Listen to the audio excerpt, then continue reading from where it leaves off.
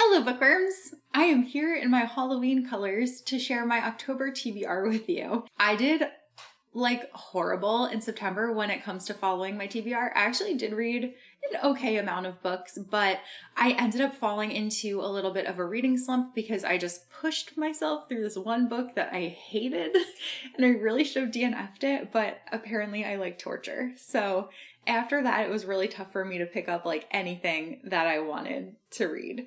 So I'm going to just try again in October, and I've actually been reading quite a bit of thrillers and romance and some horror, partially because it's the season for it, partially because I find that those always pull me out of a reading slump really well. So I think I'm gonna stick with that momentum, and then once I feel really back into the swing of things, I might pick up some of the fantasy that I had planned to read in September, but that fell by the wayside after my horrible reading experience. So I did do a video of some new releases that are coming out in October, and there are definitely some of those on my list too, but in an effort to not be repetitive, I'm going to talk about different books on this list. First of all, I have a new September release, and that's In These Hollowed Halls, and this is a dark academia anthology by a ton of authors who are known for their dark academia stories.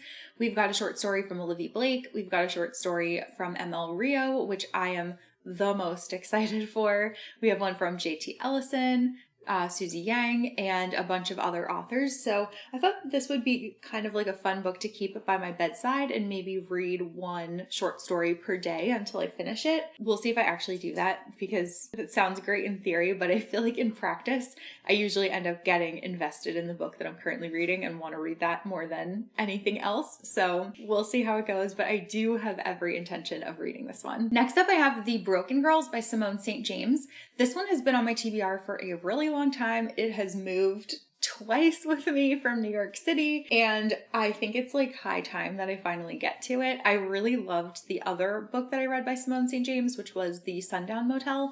So I do really want to read this one as well as some of the others that she has coming out or already released. I believe that this one is told in dual timelines. It takes place in Vermont in both 1950 and 2014. And the story revolves around Idlewild Hall, and this is said to be a haunted boarding school for girls. So we are following a character who is a journalist, and she lost her sister. Her sister's remains were discovered near Idlewild Hall, and her boyfriend of the time was actually tried and convicted for the murder, but that resolution just never sat right with Fiona.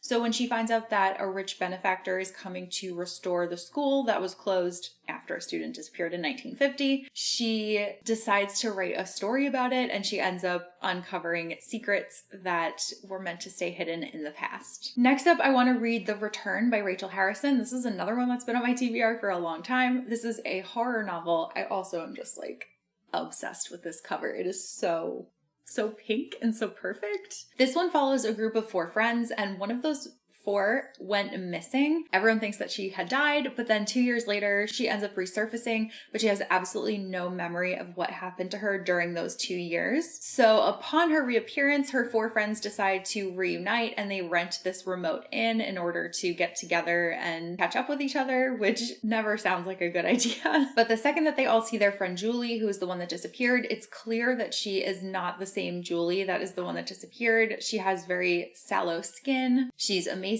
and she has some very strange appetites. Very much looking forward to finding out what Julie actually is. Then I have a Megan Golden book to read, and that is The Escape Room. This was one of her earlier novels. It's one that I didn't get to read just yet, but I've read the majority of her books, so I do want to catch up on her backlist. This one follows coworkers who work in the ferocious world of finance, and they are all invited to a team building activity, which is an escape room. But when they crowd into an elevator of a high-rise building, the lights go off, and it becomes clear that this is no ordinary escape room, and it is actually a game of survival. The colleagues must put aside their differences and try to work together in order to solve the cryptic clues and to get out of the escape room. However, as they are doing so, there are many dark secrets that are arising between all of them, and Megan Golden knows how to write a thriller. So I'm excited to see how this one goes. Then I would like to read Indigo Ridge by Devney Perry. This is the first book in the Eden series.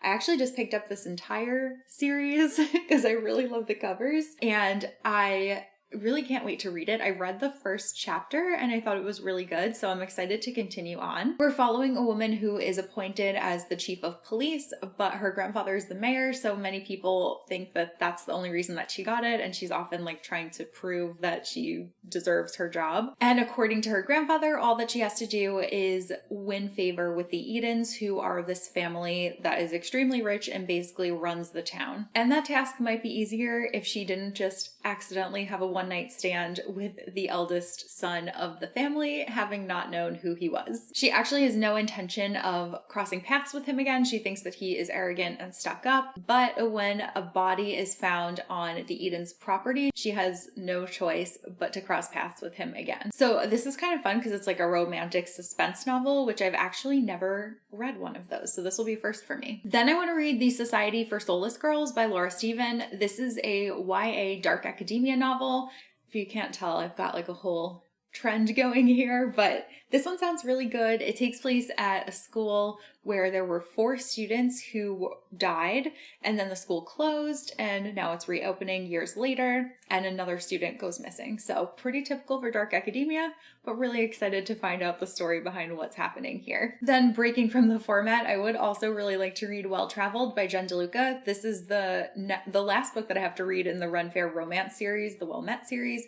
It's my favorite romance series by far, and I recently went to the Run Fair, so I feel like I am kind of like still having a Run Fair high going, and I really want to get into this one. This one follows Lulu, who is the cousin of Mitch, who is a character that was the main love interest of the last book, but he has been in every book thus far. So if you've read this, you'd be familiar with it. But the Willow Creek Run Fair is one that I look forward to revisiting all the time. There was not a new one that came out this year, but supposedly this is not the last book in the series. So I do want to catch up and then have the next one to look forward to. Next on my list is Stillhouse Lake by Rachel Kane. I've actually kind of been putting off this book for very many years. I actually gave this to my mom, and my mom absolutely loved it, and then I continued to give her the next book in the series as it came out. There are 4 books, and the author actually passed away of cancer, but there is a 5th book that I believe was written by someone else that was like kind of told what was supposed to happen. My mom also passed away of cancer,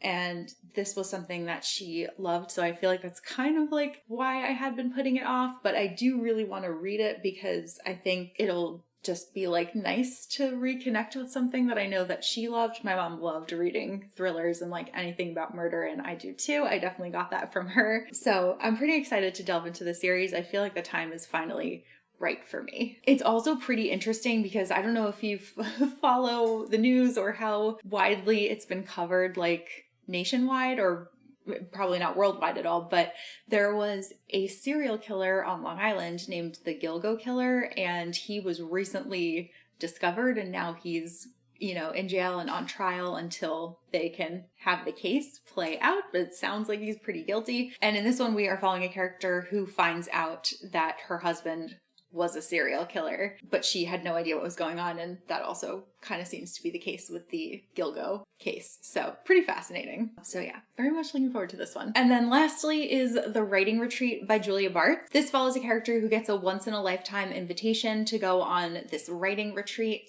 It's taking place at the estate of a famous feminist horror writer, and when all of the guests arrive, they find out that they must write an entire novel over the course of this 1 month, and whoever writes the best one will get a life-changing, like 7-figure publishing deal. But there are some strange things that are happening at the mansion, and then one of the writers actually ends up disappearing, and it seems like there is something kind of sinister going on at this retreat. So those are all of the books that I'm hoping to get to in October. These all should be fairly quick reads, so there's a good chance that I'll read all of these and more, which would be just amazing. But that is all that I have for this video. Let me know if you read anything that I've mentioned, and let me know which book you are most looking forward to reading in October. I hope that you guys have some really good like spooky reads lined up for the season. So that's all that I have for this video, and I will see you guys soon in a new one. Bye!